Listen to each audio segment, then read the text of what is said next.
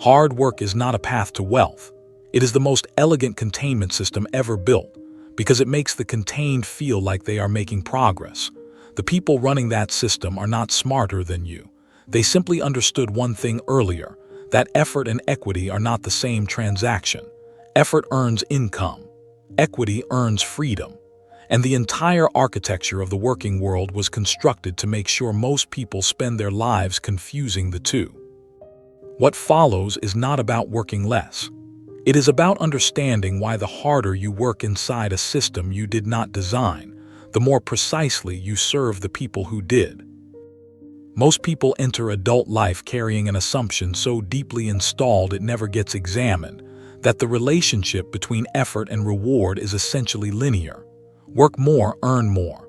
Work harder, rise faster. The logic feels airtight because it contains a partial truth, and partial truths are the most effective traps ever built.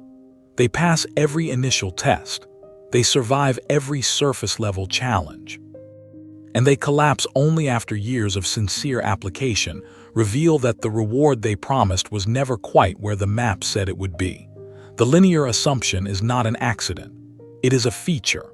A workforce that believes effort determines outcome will consistently apply more effort rather than questioning the structure that captures it. The system does not need to coerce you. It simply needs you to believe that the problem is always your output, never the architecture absorbing it.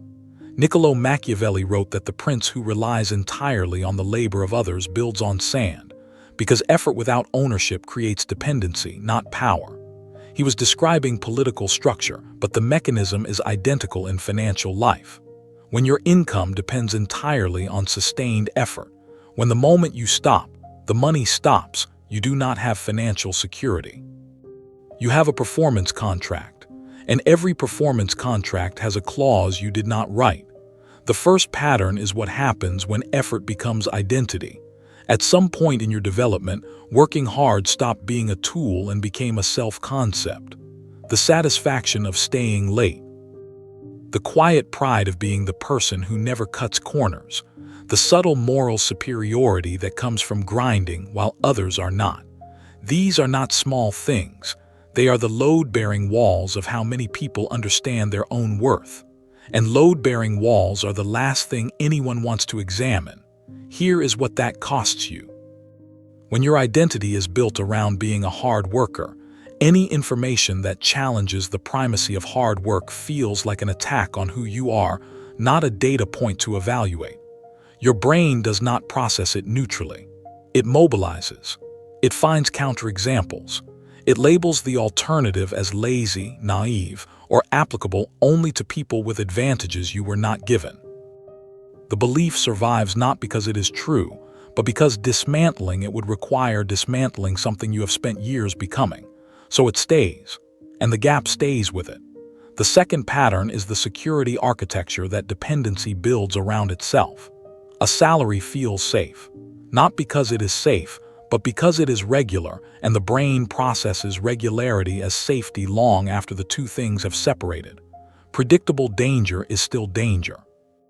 The income controlled by someone else is not your financial security. It is theirs, extended to you on terms they reserve the right to revise: restructuring, automation, a change in leadership, a market contraction, none of which require your consent or your preparation. What makes this trap so precise is what it causes you to build around it. The mortgage size to your current income, the lifestyle calibrated to the monthly number, the commitments that accumulate until leaving costs more than staying. You are not loyal to your employer. You are loyal to the life you constructed on the assumption that the income would never stop. And the system that benefits from your continued performance had every incentive to make that assumption feel reasonable for as long as possible. Wealthy people do not avoid risk. They stop outsourcing it to someone else. Multiple income streams are not excess. They are the only form of financial security that no single external party can revoke. The reason most people never build them is not that they lack the knowledge. It is that the feeling of stability is designed to substitute for the fact of it until the day the substitution fails. Stop here for a moment. not to absorb what has been said, but to locate it in your own life. Think about the last time you were praised for your effort, not for what you built, not for what continued producing after you stopped, not for the leverage you created, for the effort itself, the hours, the visible strain, the proof of work. Now ask how much of your current plan is still optimized around earning that same response. How much of your ambition is actually the pursuit of external confirmation that you are worthy of the life you want, rather than the construction of a structure that produces it regardless of whether anyone is watching? Because confirmation does not compound, and you cannot retire on it. The third pattern is the time horizon collapse that financial pressure produces, and this one is structural, not personal. When money is tight, the present becomes totalizing.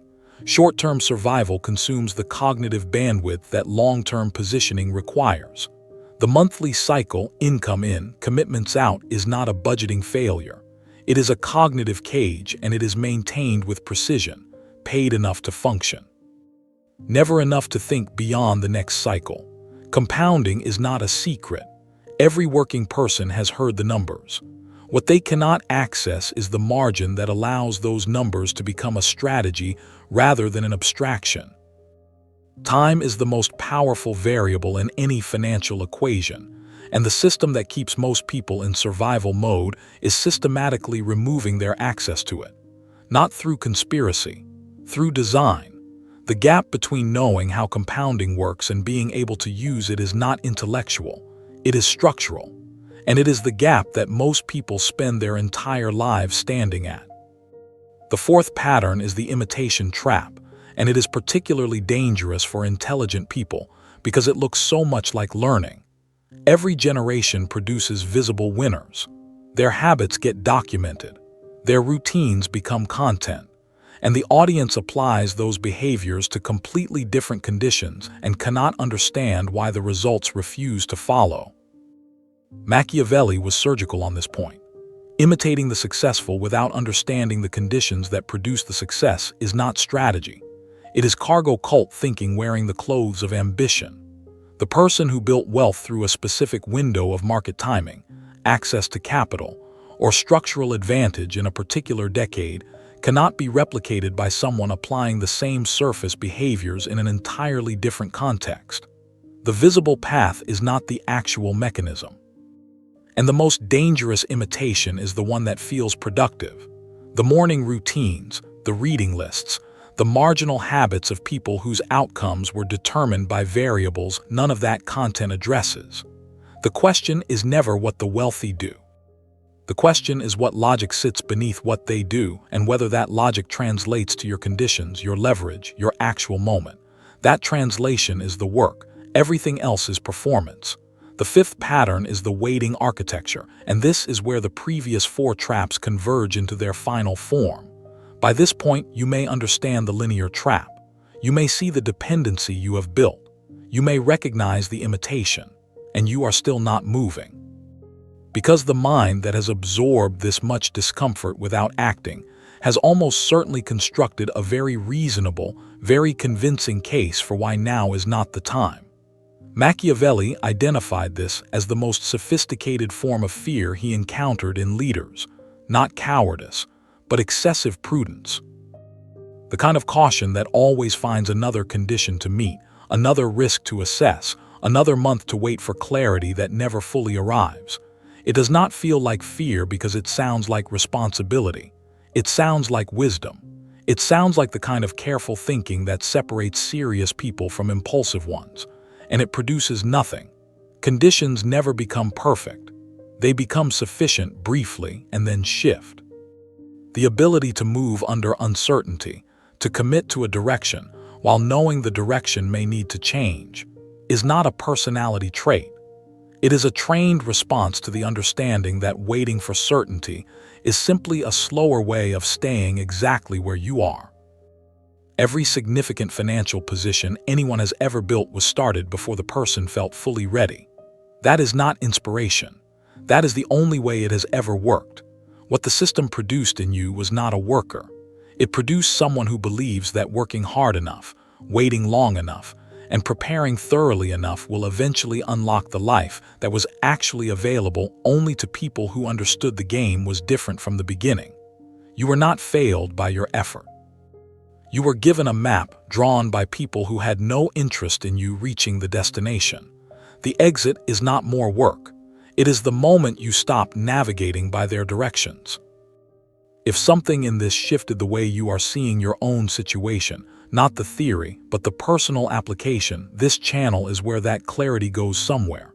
Not motivation, not surface tactics, the actual psychology of how financial positioning is built and why most people are systematically kept from understanding it. Knowledge that cannot be acted on is just sophisticated comfort. The question is what you do next. When you finally understand the system clearly, you stop trying to win it. You start building something it was never designed to allow.